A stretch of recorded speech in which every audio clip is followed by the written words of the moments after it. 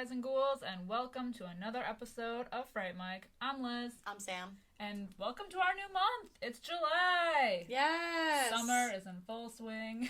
The Julys keep flowing. I don't know what that means. And all month long, we are doing office horrors, which is topical because many of us, not us, A collective many us. of you are going back to work, you know, yay. Not really though, because who the fuck wants to go back to work? I don't. And we're trapped in office buildings, so this will be an interesting month of podcasting. Yeah, very topical. We didn't plan this to happen this way. You can listen from your cubicle. That's true. Ugh. Rather than get any work done, just listen to us.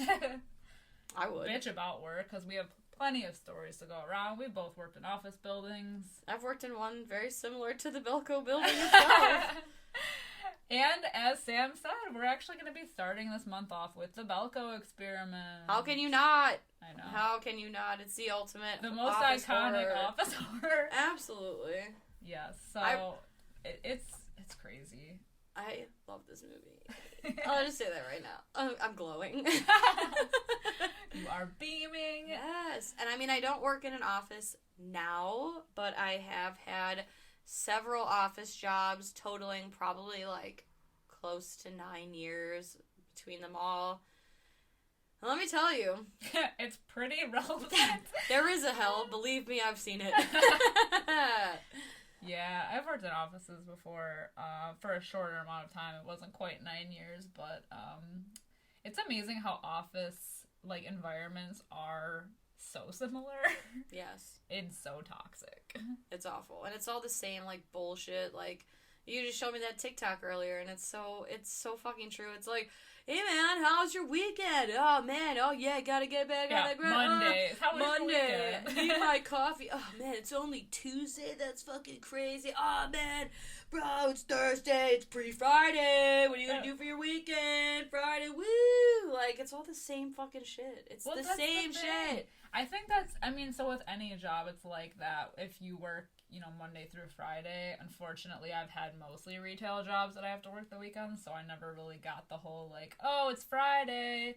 Fuck yeah, I don't have to be here for another, 2 days. So that always kind of sucked. But when I did work in an office, that's exactly how it was. And it was, miserable because you're truly, working to get to the weekend. And then the weekend flies by. And then the whole week is starting over again. And you just want to, oh. It's it almost... so repetitive. It is. And it feels a lot like if there was truly, a purgatory, that's what it would be. Because you're trudging through and essentially burning through 5 of your 7 days of the week. 5 days are just toss away, throw away, miserable, heavy as fuck days where you just want to kill yourself 8 to 9 enjoy hours a day, 48 hours. Yeah, so an entire 7 days, 48 hours of joy just to do another 5 miserable days. Truly. That's awful. Not to mention the commute to work, the commute from work. Some people commute to the city. Some people don't have a long commute, but it's most of your day is dedicated to a job. Right. And I was going to the city. And at one point, it was 0 degrees out. It was the day that it was negative 25 in Chicago. And I was my ass was on the 5:30 a.m. metro to go downtown, to walk 15 minutes into the loop. Oh, God. I remember working, so the job that I had, that was very similar to the Belko building. Even in just the build of it is very similar. The actual shape of the building is similar. The long driveway to get to the building is similar. You have to be badged in to get into the parking lot. There is a separate guest visitor parking lot to where this place is. And it's just eerily similar. It's eerily similar. And this movie came out, I believe, right before I started working there. So the entire time I was there, I was so miserable. Because, you saw me firsthand, but, I wasn't eating, I wasn't sleeping, I was just, so fucking depressed. I lost weight, and every day I would go there, I would ride the elevator up to the top floor, and I would think to myself, I'm just gonna end it. Today's the day. Today's the day. I jump out the window. I take the paper cutting blade and just slice my head off. Like, I mean, that's it. Like, I jump down and pray that the elevator crushes me when it lands on the first floor. Like, I had it. Man, this episode is taking, like, a dark turn, and, like, everyone is having, like, a meltdown. Yeah, well, and it was, so the only reason I even bring this up is because it was, you know, kind of like you said, in the dead of winter in Chicago, it's miserable, especially if it snows, and, like, the horrible, like, wind chills and below, like, you know, sub-zero temperatures. And I remember the one day I was there, and it snowed so bad. It was still snowing when I woke up, and they were like, yeah, well, you still have to come in. Are you fucking... Yeah. Are you joking? Like, I need to literally grab a snowblower just to get on top of my car. Right. Like, this is a joke. These are dangerous conditions. Well, I made it here. You're a psycho. You're a psychopath. And you probably live there. Yeah, you're a freak. You have one of those driveway melters. Right. And it's always, like, you know, like the top dogs. You know, the ones that, like, make the most money. Not They fly in on a helicopter, let's be honest. Exactly. Satan himself places them in their cubicle. Yeah. And I feel bad because I actually made friends there, and, like, I did have, like, a little group that I liked, and I really loved my boss, but just, like, the overall collective feeling, it was not for me. Oh, that was same. The last. That's why I haven't. That's the thing. I've never gone back to an office because I'm just like, oh god, like every day was just, ugh. And especially because when I did work in the city, even though we were in, like, one of the upper floors, all the you know, because I was a paralegal, so, like, all the lawyers got the offices with the window views, but they had their doors closed, and I was in the middle, so I had no, like, window, like, outside view at all to anything. Awful. Like, so I was under the fluorescent lights, burning my eyeballs on a screen for 9 hours. Ugh. Miserable. Yeah. I would watch the cars, because, like, the building that I worked in was all windows, and I would watch the cars drive by, and I'd think, like, wow. It was almost like watching birds. It's like, they're free. They have no idea what it's like. Yeah.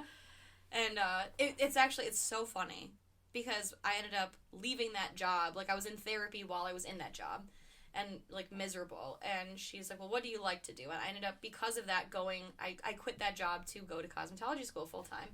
And one of the friends that I made in cosmetology school, love her so much. We went probably to get lunch or something. We were not in school. We were, like, fucking off.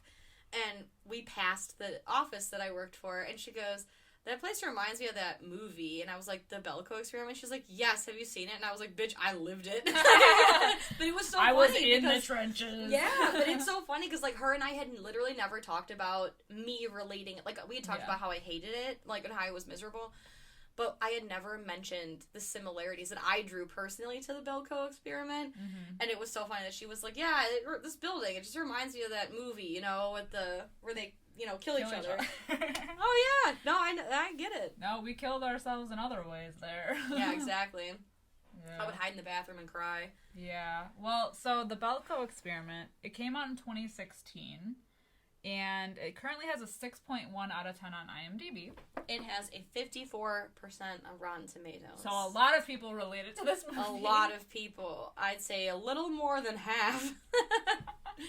It's a good movie. It's like a really fun murder spree movie. Yeah, it definitely keeps you engaged, like, from the moment. I mean, so the beginning is a little slow, but it really does get into it pretty quickly. Which I guess is, like, maybe I want to say maybe it might be a complaint of mine because you don't get a whole lot of backstory about these people, so you don't really care about them that much, but this is not the kind of movie where you need backstory. Right. And we're here for the murders. And you get enough backstory about the characters you're supposed to care about. Yeah, like, we know that these two are dating, we know this one's a creeper, like, we know that this guy is the head of the place. The one's got a fucking god complex, you know? Exactly. Because there's 80 employees. I don't care about 80 backstories. Oh, yeah. Yeah, give me 3. Give me 4. Most of the characters are disposable. Right, they're what are they called? Red shirts? Yeah. Honestly. Right. Yeah. So I guess I don't need the whole backstory, but it's like, I don't know. Just off the bat, I didn't really give a shit about anybody. Yeah. I care about the main guy. Yeah. Mainly because up until this point, Hush was the only thing I'd seen him in. After I started watching, I'm like, this guy looks fucking familiar. He was the masked guy, which I know we complained about in our entire Hush episode about how we actually saw his face, but I'm like, oh yeah, it's that guy. Yep. I remember Luke and I, we started dating in 2016, so we saw this in the theater together when we were, like, newly dating, and I remember, because we had just recently watched Hush. Not Luke and I, but, like, I had watched it, I think, with either, like, our friend Seamus or maybe you. I don't remember who I watched it with. But, yeah, Luke and I were sitting in the theater, and I was like, that guy, is his smarmy, wormy face. I'm like, I know this guy. And I'm like, oh, shit, it's that guy. It's that guy. Holy shit. But you actually like, I mean, yeah, you like him in this movie. Yeah. I was going to say, you like him in Hush, but do I? Like, kind of. Not really, but kind of. I mean, he was spooky. He was entertaining, at least. Yeah. Yeah, and the COO is the dad from Last House on the Left. Yeah, Tony Goldwyn. Yeah, which is like, I don't know, man. That guy, so he was badass in Last House on the Left. Like, oh my god. Yeah. That was, like, my favorite part of the movie, because the beginning, obviously, is really dark, but when the parents go, like, full fucking, like, ham on these guys, and I think there's one girl. Yeah. That was so badass. But him in this movie, man, he has one of those faces of someone I don't trust. Mm-hmm. So to put him in the role of a COO, goddamn. I know. Well, he was also, I mean, he's in a bunch of stuff. Oh, yeah. But I know he was also one of the killers on Dexter, that TV show. So I don't know if you'd ever seen it, but he played a psychologist that would convince his patients to kill themselves. Oh shit. I know. So he just, like, he like has one of those faces where, like you said, it's just like there's just something sinister about it. Yeah. Like I don't know what it is, but I don't fully trust it. Yeah. And you don't trust him in this movie. Right. Yeah, I would say, like, he's a real piece of shit. Right. Well, okay. Oh my god, though. But it's like I agree with both sides of them, which we'll get into, because it's like, because it's like an ethics thing. Yeah, like, you can't save everybody, but you want to try, but also, like, at what expense? Yeah, and I know when we get to, like, those scenes, we'll get into that more, but yeah, just off the bat, that these cats, and then fucking Michael Rooker. Yeah, was in it. Yeah, for a brief. Not very long. Brief minute. I thought he was gonna be in it longer. Yeah. The first time I saw this. But, and then his, like, little maintenance tunnel buddy. He's got, like, I've seen him in movies, and I can't tell you what, but he's always that weird, quiet guy. Yeah. With the emo swoop. Like secret serial killer. Exactly. Not so secret serial killer. Yeah. He's the guy that looks like he would get arrested on suspicion of being the serial killer, but he's not. He just has that look. Full serial killer look. Right. He looks like Tobey Maguire in Spider-Man 3 when he's, like, bopping around to Panic at the Disco. And when he's got the emo swoop. Exactly. Oh, dear God. Yeah. Yeah. Well, it's interesting, too, because this movie takes place in Colombia. Mm-hmm. So it's kind of weird. Vega, Colombia, I think, right? Yeah. Something. And this building is in the middle of fucking nowhere. Like, literally, it's, like, desert. Yeah, like, at one point, they zoom out of the building. So, like, this was, like, right after the, like, big, like, oh, you've only killed, like, 29 of the...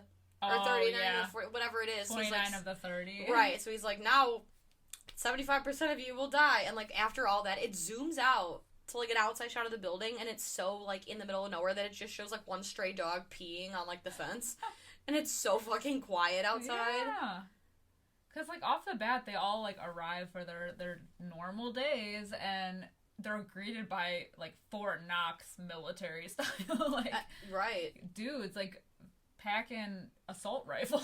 And it's, like, super weird, like, out of the ordinary, because, like, these people are like, hey, what's with the heightened military out there? No one knows. And, oh, they're going to that weird, like, hangar out there. Like, I would have been suspicious off the bat. I would have been like, I'm going to go out for a smoke break. Yeah, exactly. I would have called in sick. I would have been like, actually, I forgot, I have to return some videotapes, and just leave. Just leave immediately. I mean, they send the locals home.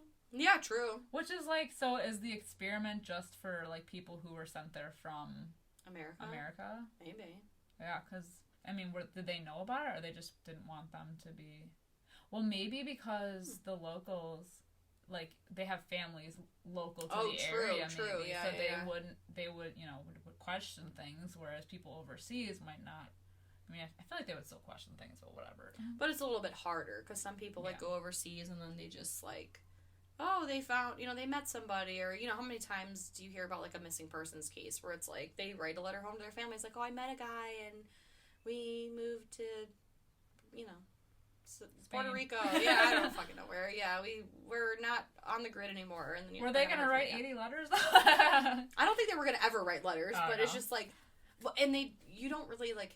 They don't mention it either, but with the Americans, they mention that because you know, the area is kind of like a more seedier area, and Americans go missing, especially when the locals find out that they work for this big company, so they have to have these tracers implanted in their head. Which I would never. Do the locals have the tracers? Or is it just the Americans? Because again, like you said, the locals are local. They have families. Probably not. You know what I mean? But the fact that... And it's funny, because one of the guys at one point in the movie says, like, you didn't even read the contract that we signed when you know, we started working here. We've, like, sold our souls. Yeah. Which is basically, like, everybody knows. And it's kind of, it's kind of, just everywhere. It's like, you sign what you're being told to sign, and 9 times out of 10, people do not read what they're signing. Oh, exactly. Yeah. Yeah. Which is fucked up. But there was I did this thing in school, it was in college, where this lady showed up. She was, like, supposed to be a presenter from a company, and she was like, oh, can you, before I begin, can you guys just sign these contracts? It basically just says this, this, and this, and it didn't sound like anything. And, of course, like, there's, like, it's really long, and the fine print at the bottom gets a little smaller. So, you know, like, we're like, whatever, we sign them. And then she's like, okay, thank you. You just signed away your firstborn child to us. So my first lesson is to read everything that you sign. Yep. Like, oh, shit. Yep. It's like, it's always those bullshit tests, too. It's kind of like that test where they give you the test in school, and it says, please read all the instructions before beginning the test. And then it says, please read every question and then go back and answer the questions one by one. But only after you've read through every question and you see people just filling out the test. Yeah. Ultimately, the whole point of the test is for you to not take it. Yeah. And everyone fucking does. And it's like, you're an idiot. You all failed because if you had read the instructions, you weren't supposed to take the tests. Son of a bitch. You wieners. Yeah, exactly. You wieners. Don't trick me in my simple mind. But it's true. Like, I really appreciate, so, where I work, it's kind of like a sales-based job a little bit with the, you know, the passes and everything. And all it is it's like a contract basically just stating, like, oh, you're signing up to pay something for 4 months. Like, an automatic payment will be withdrawn, and then the back 2 pages essentially go over, like, a cancellation policy. There's nothing bad in it. Like, there's nothing evil or damning in it. It is just like, hey, we're gonna take your money, so if you try to cancel your card and say it's fraud, you fucking signed it. Yeah. You know, but the amount of people that sign it and just, like, when I go over, like, oh, here's what the front page says, here's what the back one says. Yeah, and they just sign it and give it back. You're lucky that there's really nothing bad in it, because most times people don't read it, and then when the people do actually take the time to read it, first of all, I'm like, okay, you're holding up my fucking day, like, just sign it and move on. But also, wow, you're 1 in a million. Like, I actually do appreciate that you're reading it. Yeah, you're asking me questions, you're reading what you're signing. Like, that, I appreciate it. Well, this company goes all out by tracking these people, putting tracker chips in them. For real. Or tags. And how long have they been tracing them? Where, like, what's the range on these trackers, I wonder? Well, didn't he say something about them being tracked for, like, a year? Or they've been in with the company for a year, so, like, I don't know. Collecting data? I guess. You know? I don't know. It's interesting. But I don't know. I don't know if I would sign up for a company where it's like, would not. I'm going to inject this into the back of your head. Like, no. I would never. Injecting anything into me? Yeah, well, because they're all idiots. Because they all probably sign a contract to make $100,000 a year or whatever it is. Like, how much money do they have to offer you for them to put an implant in the back of your fucking skull? Yeah. I would never. And he even says, like, yeah, they never even gave a shit about the work that we actually did. Yeah. It was all an experiment from, like, day one. Like, this is, like, a year in the making. Right. Which I wonder how long Belko Industries in Colombia has been around, or like I guess anywhere in the world. Yeah, because they have like the multiple locations. Yeah, like what at the end, like the big showdown between Barry and Mike, when the like training video is being played, it says that Belko Industries has locations in 40 countries or over 40 countries. So there's a ton of them all over the world. Yeah.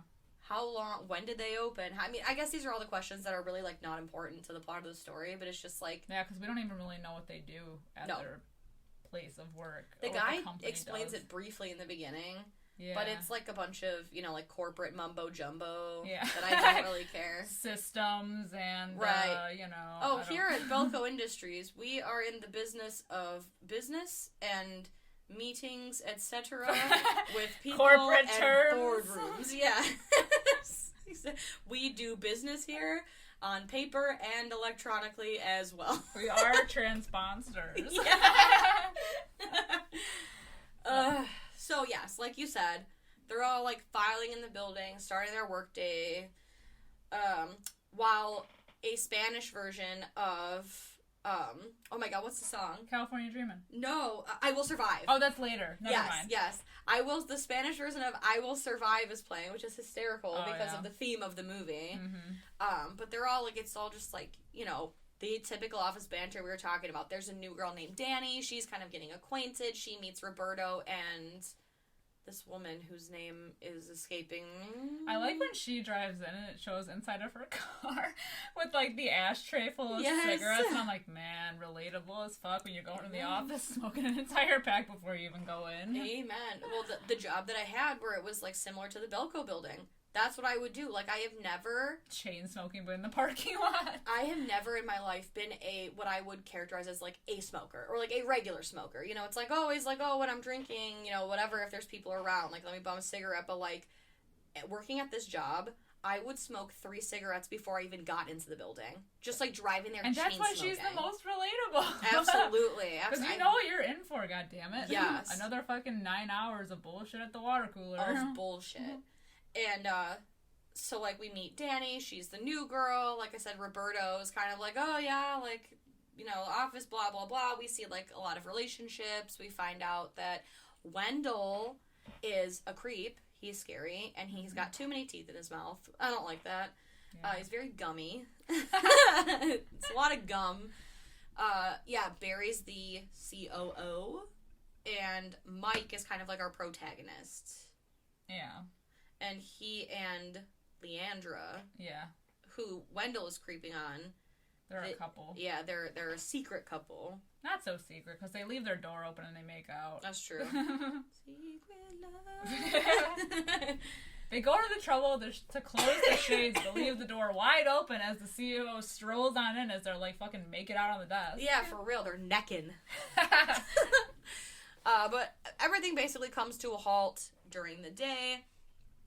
Can we talk about that ant nerd too? Yeah, the guy with the ant farm who's like, they like, I don't know, man. It's like his only friends are the ants in the ant farm. And one got away, and I don't know, man. And he's like making fun, like making nice with that lady. What's her name? That's the one who reminds me of Phyllis.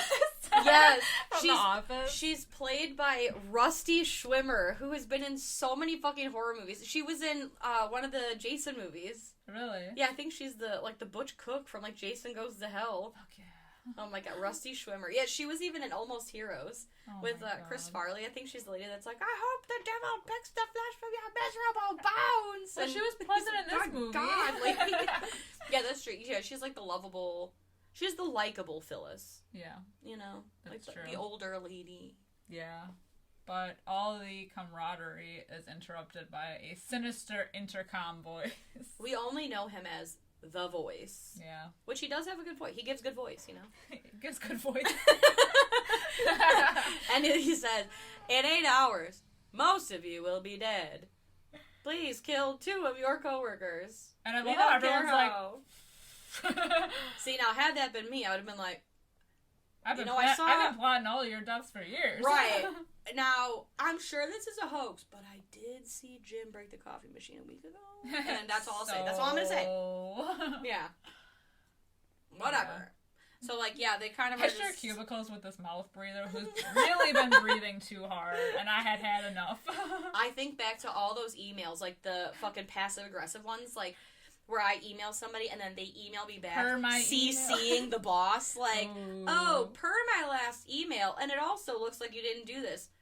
Oh, you want me to kill 2 people? I'll kill 6 right now. I already planned on it before I came in. Yeah, this is no. I reached my breaking point. That's the thing. All these people are so surprised when they learn that they have to kill one or the other. But I'd be like, no, man, I've been plotting your death for years. If anybody has ever worked in an office, you know that you've been plotting somebody's death. Absolutely. And I try to be that person, like, I keep your hopes up high and your head down low kind of thing. Like, I keep my head in the sand, I get my shit done, and I leave. I make minimal friends, an even smaller footprint. I keep nothing on my desk. I want you to know. I do just enough to get by. Exactly. As long as I'm not getting in trouble and I'm making my paycheck, that's all I care about. Okay? I don't care if I impact your life. I don't care if we ever speak again. I don't care if I eat my lunch by myself in the bathroom like Lindsay Lohan in Mean Girls. I don't give a shit. Yeah. I just want to go home. I don't want to know you people. I don't want to know you. I don't want to see you. And it's so sad because I do make friends everywhere I go because, that's life. But friends. Yeah, because work sucks when you're alone. But well, yeah, that's true. You need to just find your people. Exactly. Whoever you can relate to. Find your people. That's why I'm so lucky. I mean, God bless. Now, I'm not in an office job. I work for people that I love very dearly, and I care for every single one of them. It would be a nightmare without them. Like, I can't think of a single person that I work with that I don't like right now. But, thank God. Not all of us are that lucky. Yeah. But, so, yeah, intercom voice comes on and says, you gotta kill, what, 2 people? 2 people. Yeah. Or more will die. Yes, and that's all they say. So it's kill 2 people in 30 minutes, or you will suffer repercussions. And then all of a sudden, these big metal shutters just doors and windows. All everybody shut. Thinks it's like fake until that happens. Yeah, and then they're like, whoa, who cut the sunlight? Yeah. The shit. So I think that then they wait it out, because then they're like, what the fuck do we do? I don't know, this is fake. It's like they're talking about how it's like a whole fake thing until like 4 people randomly explode. And it's the best too, because you got like the one stoner guy in the office, and like a few of them are up on the roof just like just kind of like no one knows what's happening right now. And the stoner guy's like, man, it's like they're just fucking with your head, man. Like, I'm chilling, I'm cool as a cucumber, I'm fine. And then all of a sudden, somebody's head explodes and it gets all over him, and he's like, oh. But yeah, so like after... That's our first oh fuck moment. Yeah. Well, and I like it too because before all this happens, we got Barry, our COO, walking around like objectifying ladies and, talking to Mike and Leandra and whatever. So it seems like around the office, like, people know who Barry is. But then when all this is going on, like, they all gather in the lobby per instructions. And Barry's like, hey guys, Barry here, the COO, for those of you who don't know. Who doesn't know? Who tell me who didn't know? Who are you introducing yourself to? This is some penis shit. I wonder if it was exposition for us. Probably. Because the only scene we got him in was just when he was walking in on the fornicators. That's true. And then eyeing up that lady. Oh, yeah. See, there's a lot of sexual harassment in this building happening here. But, it's, like, they didn't do, like, the sexual harassment in the workplace training videos. They skipped that one. Yeah. So, 4 people's heads explode, and at first they think it's, like, a shooter. Yeah. So they're like, get down! But Barry, because he is smart, he's like, well, no, the back of their heads are, like, it's not... That's the best, though, when they're sifting through the, like... and he lifts the scalp. Ooh. And it's so... It's so juicy. So meaty. Yeah. Oh, my God. Those are all practical effects, and they were pretty fucking awesome. Yeah, I love that shit. The meatiest brain. I mean, to be honest, the situation's already bad. So I guess had my head not exploded, I think out of curiosity, when no one's looking, I would have at least poked it. Like, oh, there's a brain there. Get a pencil? Exactly. Just how gooey is it? I'm not a killer, I swear to God. I'm not a serial killer. But I'm curious. Right. That's the thing. I am curious. Yeah. I'm thirsting for knowledge. It's a good thing that he did check, though, because everybody else just assumed that there was, like, random gunfire happening. Because of all the military people. Right. even though everything is, like, shut down, they're all, like, running for their lives, like, there's, like, gunfire, but then he, you know, pokes the brain and realizes that it's the chip in their head, which prompts Michael to, like, run to the nearest bathroom and try to, like, cut his out. Yeah, with a box cutter. Ugh. And they give him a countdown. I feel like they really kind of set him up to succeed, because he's the only one that does shit where they're like, hey, if you do that, we'll explode your head. And then he continues to do it, and they don't follow through. Yeah. So, like, so they give him, like, a 10-second countdown to stop trying to dig the implant out, or they will explode his brain. And they get down to 2, and he's like, all right, fine, fuck it. So, like, while they're taking care of him in the kitchen, there's just, like, more chatter, and the voice kind of basically says, like, okay, now that you know we're not dicking around here, we're going to give you 2 hours. You have to kill 30 people, or we will kill 60 of you. Woof. There's currently 76 people in the building. Yeah. So that's a good chunk. That's a lot of people. That's like, what, 80%? I'm not good at math, but that's pretty up there. Sure. That's about 90% of the fucking people. Yeah. And it just causes mass hysteria. Basically, alliances are formed during this time. We've got, like, the bad guys team versus, like, Mike. So, like, the bad guys would be Wendell, Barry, a guy named Terry. We've got a Barry and a Terry. Let's not get it confused. Oh, we will, though. Right. And then I think there's, like, one other guy. Well, then, like, Mike and Leandra and Evan, the security guard, are kind of, like, the ringleaders of the good guys. But not really. Like, Leandra's kind of iffy. She's, like, in between, because she kind of agrees with Barry when he's like, well, we gotta do what we gotta do, you know, like, we killed 30 people or 60 people died. So it's like, you know, kill, what is that saying? Kill or be killed? No, like, kill the few to save the many. Oh, yeah. It's, oh my god, it's like Wanted. The fucking Angelina Jolie, like, kill 1, save 1,000. Yeah. So in that way, I'm like, okay, like, and the whole entire movie, Mike is trying to, I don't know if he's trying to just kill time so he doesn't have to kill anybody else, or he just truly believes that there's a way. Because even when they're like, oh, we'll make a sign and hang it off the side of the building. Yeah. It's like, you didn't really think that was going to work, right? Right, like, you guys are secluded. Like, you're off the beaten path. You're in a field in the middle of nowhere. Yeah. No one will see you, and there's military personnel outside, and if you're suspicious about them, they're going to see it. And that's what I mean, too, about, like, I think they want Mike to succeed for whatever reason, because while they're all up there trying to hang the signs, the military guys are shooting at them, and the voice comes on the intercom, says, like, please do not attempt to hang the signs over the building. The next person to make said attempt will get their head exploded. And Mike continues to do it. And they don't explode his head. Yeah. Which, I mean, like, he's our protagonist, so, like, A, I guess so, and B, like, we're supposed to like him, so good for him and good for us. But, like, to me, that is the only thing that kind of feels, like, set-up-y about this whole thing. It's like, how can they predict... they don't have a problem killing everybody. Right. And they eventually do, so... Yeah. And they, basically, how they do it is everyone's name is on a switchboard, and they just, I'm assuming, they just pick random notches to switch. Yeah. So they're just names on a board. It's not, they don't have any personal feelings towards anyone. Right. And with these alliances, it's funny because don't they even mention that Barry was, like, ex-military or something? So he has experience with weapons, and there's a whole, like, arsenal locker of... An armory. Yeah, like an armory with all of these weapons in there, and he's, from the get-go, is trying to get into it. Because he fucking knows what he has to do. Which is interesting that they have an armory at an office. Yeah, I also no thought one that asks was questions. Right, yeah.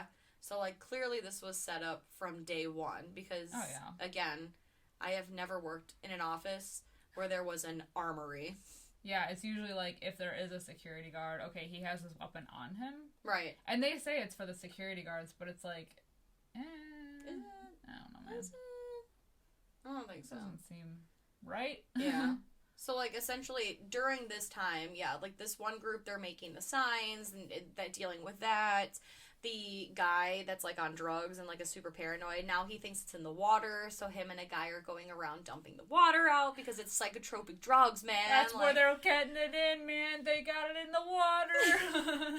So they're all doing that. It shows, like, some people are writing letters to their family back home, and, like, while the other group is using a blowtorch to break into the armory, Mike comes in and, like, uses the security guard Evan's gun to shoot the oxygen tank so that they can't do it.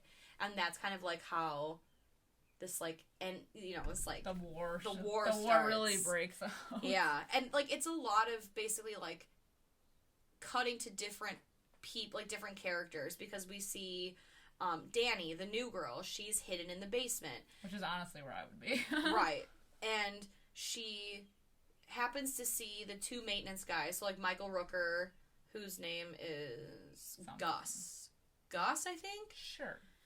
And the other guy, the serial killer looking one. Yeah.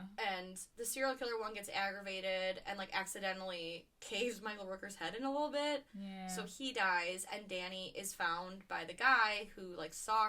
You know, she saw him do it, so then he's, like, attacking her, and she accidentally kills him by, like, pushing him back. 2 down, man. Yeah. 28 to go. Right.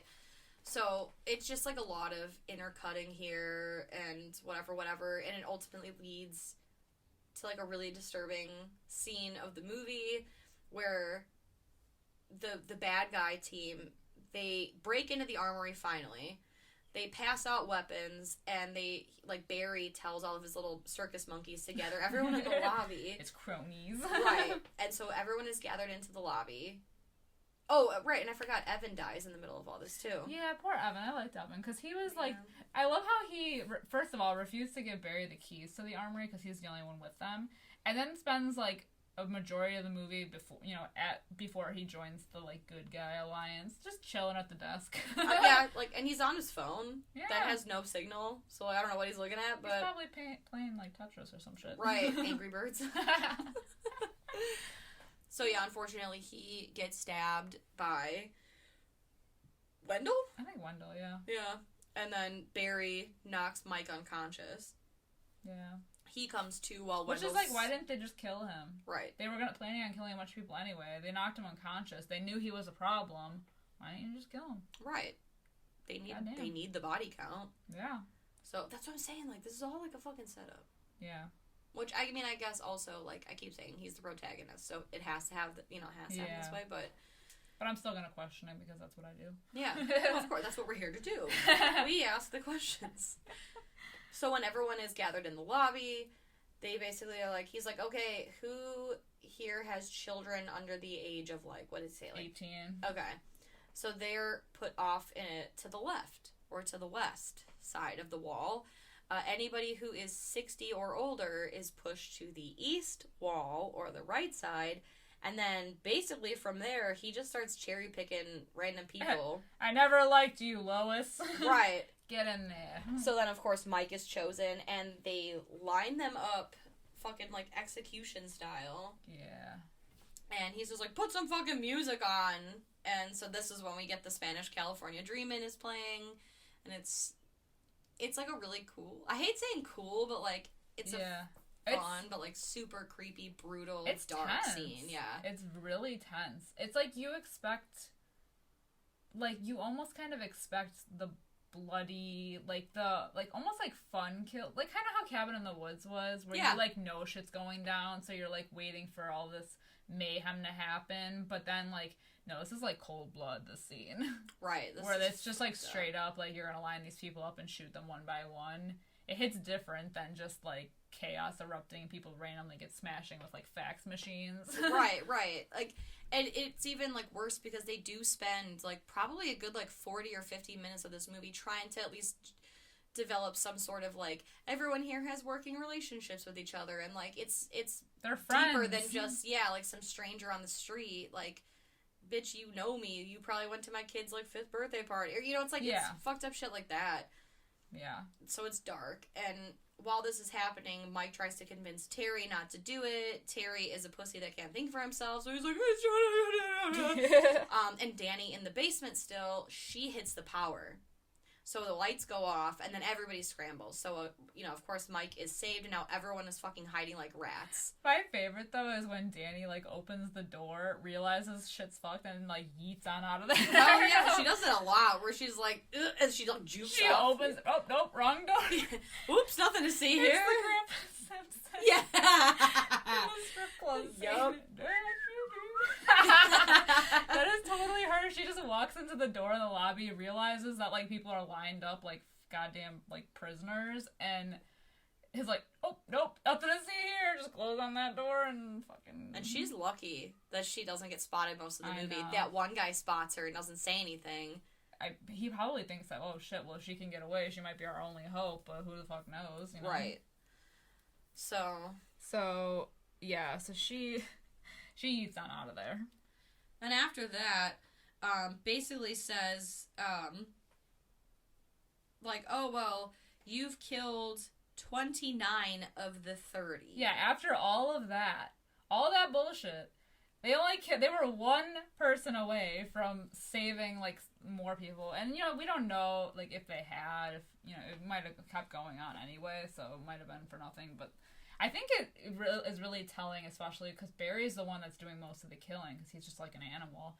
But, like, when he realizes that, like, he basically just killed all those people for nothing because they just start killing a bunch of other people. Right. Exploding the heads. And it's interesting, too, because they almost were there. Leandra, she had the opportunity to kill Terry. She took that, like...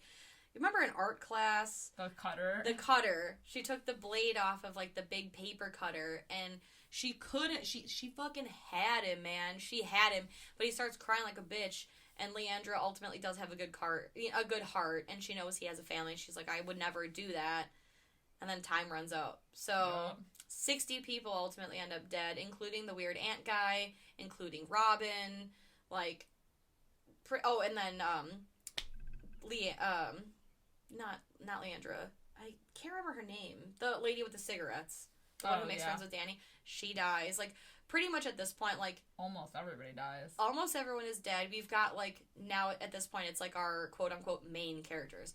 Leandra, Mike, Barry, Wendell, Roberto, Danny, and then, like, maybe 3 other people. Yeah. Or 5 other people. I mean, I can't math. If 60 are dead and there were 76... There's 16 people left in the building. Yeah. So shit's getting rough. Right. And now the voice says, okay, there are this many of you left. You have 1 hour. Anybody that has the highest body count will survive. And then gives their current kill counts, which is so funny because Danny now ends up, like, she meets up with Roberto, and he's like, get in the elevator with me. And they're hiding, like, up on top of the elevator. And while they're giving the body counts, it says, Danielle, blah, blah, blah. 1, and he's got, like, his arm around her, and he just kind of, like, like, pulls it away, because she's a fucking killer, man. But it also it gives her away, I feel like, because nobody had seen her by this point, other than him, so now they know she's still alive. But also, does anyone even know who she is? Like, That's true. It's like her first day. Like, I'm sure Barry doesn't fucking know who she is. Yeah. So, yeah, I thought that, too. Like, well, goddamn, now you're blowing up my spot, but also... You're blowing my cover. You're right. So now from here, it's like total fucking chaos insanity. Yeah, now it's just everybody killing each other. There's a guy... Nobody trusting each other. Right. Like, there's that guy throwing Molotov cocktails, and Marty is still alive at this point. Marty and his, like, older friend, and this... like, at some point, Leandra comes across them, and they're pulling out the undetonated... Bombs. Tracers, yeah, the bombs from the back of these, like, dead people's heads, like, ones that had been shot, or, like, whatever. And he's like, we're collecting them all so that way we can detonate them and blow a hole through the wall. It's a good idea, right? And Leandra's like, yeah, it is a good idea. With the exception of, how are they going to detonate the bombs? That was my only question. Shoot them, maybe? I don't know. I guess. It's worth a shot. Literally. Yeah. So... Leandra, she gets her revenge on Wendell because they have a face-off in the cafeteria, which is, like, super gritty. Marty and his friend end up getting killed here. Yeah. But Leandra caves his face in with a fucking axe. Yeah. It is brutal. Yeah. I enjoy it, though. It reminds me of creeper. He deserved everything he got. Like, she shoots him first. Oh, yeah. And then she fucking... I love how he's just like, oh no. Like, he fucking knows that she's, you know... Time's up, my dude. Yeah. It's over for Which is also topical, because time's up, you know? Yeah. He's a creep. Yeah. He's a pervert. And then... This is like... Oh, go ahead. Well, so the whole thing is, so like then they cut back to the lobby and Danny had gotten into an elevator, and this is so reminiscent of The Departed because she gets in the elevator, she thinks she's good, the door opens, Barry's standing there with a gun, pops her in the face. And it so gave me, like, Leo in The Departed vibes. Absolutely. Leo in The Departed, or, like Brad Pitt in Burn After Reading. Yeah. You're like, oh, fuck! Because she had survived everything up until this point. She was so careful. I mean, we also, R.I.P. Roberto, he did get squished by the elevator. Yeah, that was brutal. Yeah, because Barry got stuck for a while in the elevator. He rode it up, and Danny was able to jump off, where Roberto got, like, pretty much, like, squished in half. He tried, man. He tried. But, yes, like, Danny, kind of, like, almost like our little mini protagonist in a way. Like, you are rooting for her. Yeah, we were rooting for her because she was, like, scrappy. You know? Right, super scrappy. She was hiding. She pulled she turned the power off. Like, she had made it up until this point. Why would you make the stupidest decision of your life, taking an elevator that you know makes fucking noise when you're trying to be low-key? Yeah. Instantly shot in the head. Instantly. Done. It's the most, like... But that's the thing, blue balls kill of the movie. Her hiding wouldn't have helped her case, though. She would have been dead anyway. I know, but it's like, it's still that hope of, like, you know that she wouldn't win with the one kill. Yeah. Like, they made it very clear, like, there's one survivor. Unless she waited for all of them to kill each other. Exactly. But even then, whoever's left, there's going to be at least one person left. Right. It's a numbers game. Them, you know, yeah. Yeah. Time is a ticking. You can't be waiting. Well, it's kind of like, so that's how I play dodgeball. You know, like, I'm really good at dodgeball in a sense that usually... I am one of, if not the last person standing, but I am a pussy, and I'm really good at dodging balls, but I won't catch them.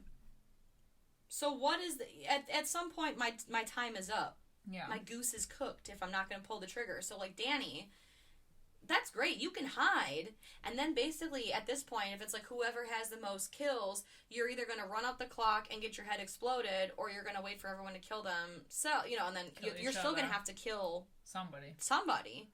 You know, so but I guess it's better to wait and only have to kill one person than run around and have to kill many. Correct. Or risk getting killed, which is what she did. But it's also hard too, because, like, with the 1 hour, you really got to keep tabs on, like, where these people are. Because if, like, you know, when they're having to kill 30 people, everyone scatters and hides. Well, now they're scrambling to find one person to kill. Yeah, because then eventually, even when Barry and, like, Wendell, especially, when they were, like, alright, fuck this, like, now, because I think when everybody scrambles out of the lobby, Terry's sitting there trying to count buys, he's like, just don't fucking count anymore, just find as many as you can and kill them. So Absolutely. It's like, at that point, there's just, it's off the chain, man. Yeah. So, essentially, the movie boils down to Leandra getting shot, she dies, it's super sad, Mike and Barry have a face-off. Yeah, with a tape dispenser. Yeah. Mike bashes Barry's head in with a tape dispenser while a, like, training video is being playing played in the background. And it's fucking incredible. It's like, a lot of this stuff is, like, such funny, like, dark, funny, like, office humor where, like, Wendell, like, it shows him fucking killing somebody in the bathroom stall, and when he leaves the bathroom, the sign says, like, please leave the stall clean for the next user, and there's, like, fucking brain yeah, exactly. So it's, like, funny little thing, like, you know, things like that. Yeah. Also, I have to make note of this before I forget. The Belko Industries logo, did you notice it was an eyeball? No. Yeah. Is that? It's an eye. Ooh, so it's like, because people are always watching. So when Mike ultimately is crowned the winner. Yeah, they kind of just drag him out of the building. Yeah, the shutters go up, like, immediately, and they're like, congratulations, you won! Here's a car! You've won a sailboat!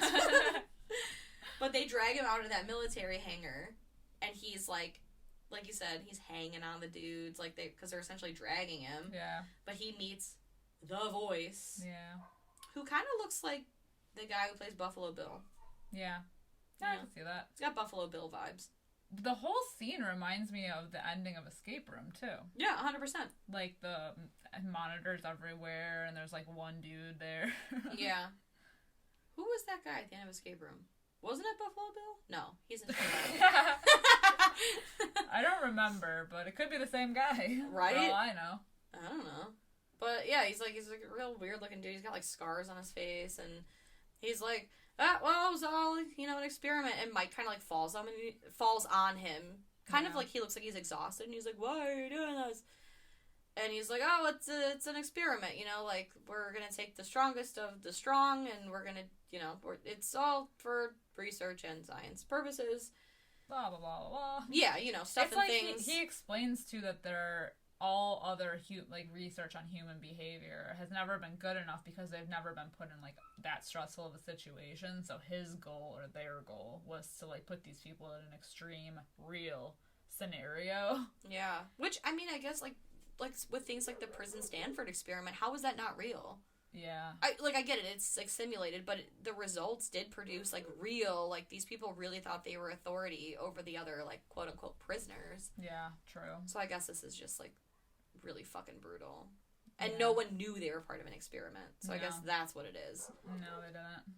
So then he stumbled all over these men that were picking him up, and little did we know that he picked up the, like, little bombs, the little tags that were implanted in the dead people's heads that hadn't gone off, and I guess he was, like, putting them all over the guys, like, slipping them into the pockets. Which is so smart. Yeah.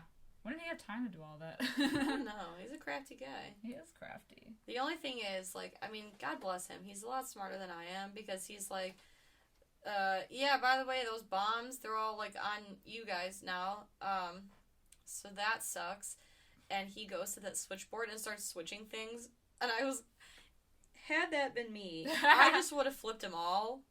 And not realizing that my name is also on there. And not even paid attention to your own. Yeah. Oh, yeah. Had this been my movie, it would have all been for nothing, because I would have died anyway, by my own hand. Accidentally. Maybe on purpose. You got trigger happy. Yeah. So they explode. Some of them explode. Some of them get away. Or, like, try to get away, and he shoots them. Mm-hmm. Yeah, that's true. Including the guy. He, like, fucking quadruple taps him. As you should. Yeah. As you should, as one does. He lost his girl, he lost his friends. He lost his job. Probably lost his goddamn mind after this experience. Yeah, he probably went to America, put on a mask, and went hunting for people in the woods. Deaf people. Yeah. So then we see him leave the hangar, and then it, like, cuts out to a screen, like, other people watching him on a screen. And then it zooms out, and it's, like, hundreds of screens. Yeah. With other people in the same situation all over the world at other Belkos. And it says, Phase 1 complete. Bitch, what's Phase 2? Right? Them killing each other from afar. It's the toughest of the tough fighting each other. Battle Royale style! And that's what, the end of Escape Room was. Yeah. Isn't it? And also this movie kind of has, like, Battle Royale vibes. Yeah. But yeah, that's what... No, I guess Escape Room is more like an insular kind of thing, because it's focused solely on them, right? Well, yeah, but and then in this respect, they were kind of chosen to go there. Yeah, it's not an escape room per se, but it's also, I think it's what reminds me of Escape Room is the corporate-y aspect, like the people behind the screen watching them aspect of it. That's true. Yeah, so we'll see. I mean, it sets it up for a sequel. I know, but I kind of hope they don't do a sequel, because I really liked this movie just, like, as is. No sequel necessary. I mean, it was in 2016 and it's 2021, so probably won't happen now. Yeah, some time has passed. But look at Dirty Dancing. The first one came out in the 80s, and then they made a second one, and I still don't know why. I haven't watched it. There will be a Belko remake. Right, yeah. Soon. 20 years from now, they're going to reboot Belko. Yeah. Stupid. Well, anywho, let's get to the ratings. What are you going to rate the Belko Experiment, Liz? I'm going to give it a 3 out of 5. I enjoy it. It's a good time. I think the only thing that I would change is I really wanted more creative kills with office supplies. Mm-hmm. Like, staple me to death. Yeah, for real. I don't know, like, they make it, even on the cover of the movie, there's a guy with, like, a fax, or, like, a printer in his hands. Like, I was expecting people to get creative and not just use guns or, like, because most of the people in this movie die. Like, almost everyone dies. Mm-hmm. But it's most of them are by the hands of these corporate entities with a button with an explosive in their head. That's true. Now, the gore for it is cool, but, like, I wanted that creative, fun aspect to it, you know? Yeah. Just, like, creative things, like death by filing cabinet. Yeah, almost like a Dead Rising kind of situation where it's, like, you know, make your own weapons out of this goofy shit. Yeah, like, don't give them the armory. Like, I wanted to see... Have them fend for themselves, because as like, at one point in the movie, before they even get the guns out, they're running to the kitchen in the building, and they're grabbing knives and shit. Like, what's her name? Leandra, she grabs the blade off of the cutter. Like, that's cool. I want more of that. I wanted to see somebody waterboard someone to death with coffee. Under the water cooler. Right. Like, scalding hot coffee. Yeah, a water cooler death. Something. Anything. Yeah. More of that. I needed more of that. That's the only reason that I gave it a 3 out of 5. I mean, it's enjoyable as fuck. I mean, it really, you know. I agree. It engages you from the beginning and you're in it, but I needed more of those creative kills. Amen. All right, how about you? I went a little bit higher. I went 3.5 out of 5. Hell yeah. So, like, we're right in there. And I definitely agree. Some points it's like, it's not like this movie drags, but I agree. They spend too much time giving these people, like, a human, you know, like, trying to show, like, the humanity in them. And I don't want that. I'm here for the creative kills. Office kills, yes. I think they were trying to say, like, okay, like, this is an ethical dilemma.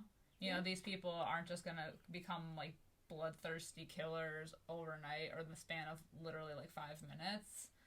But I think they do spend a little too much time with the, like, humanity aspect of it. As, like, shitty as that sounds. Yeah. It's like, they spend too much time, like, well, what else can we do so we don't have to kill each other? When you know, inevitably, like, that's not gonna be, like, it's not gonna work. Right, like, it's not an empty threat. Yeah, like, we've seen okay, you're gonna hang a sign off the side of the building, they're watching you. Right. You know it's not gonna work. They found cameras, like, tiny cameras all over. Yeah, like, they have been watching you continuously. Yeah. And they could have spent, like, moments doing that, because, of course, you want them to, like, be good people, because they were good people once, but then they, you know. Yeah. Under the circumstances, they became killers. And that's the hard part too. It's definitely like the ethics of everything is just at what point do you get pushed?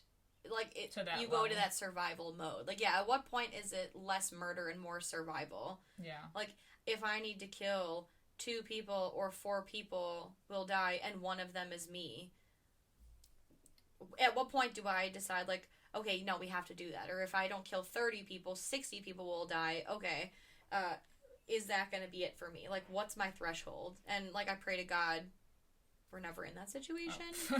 But, right. Yeah, it's well, I think, and that's the character of Leandra, the girlfriend, is supposed to be that kind of middle ground where she, at one point, agrees with Barry, like, you gotta do what you gotta do. We gotta kill 30 people to save 30 extra people. Right. You know, instead of 60 dying, only 30 died. Now, she doesn't really want to do it, but she was thinking realistically. I mean, she tells Michael that's human nature.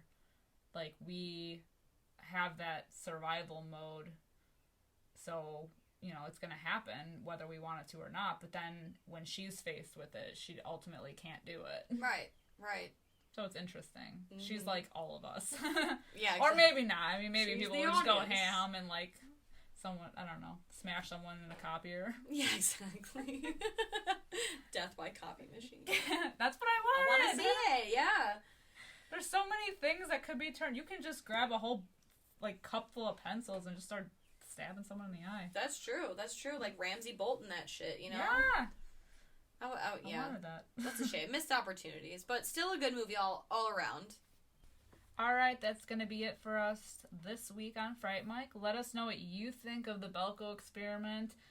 Tell us your office horror stories. We got them all month long, so... Amen. Yeah, if you've ever worked in an office job and you've wanted to kill yourself or others, you're not alone.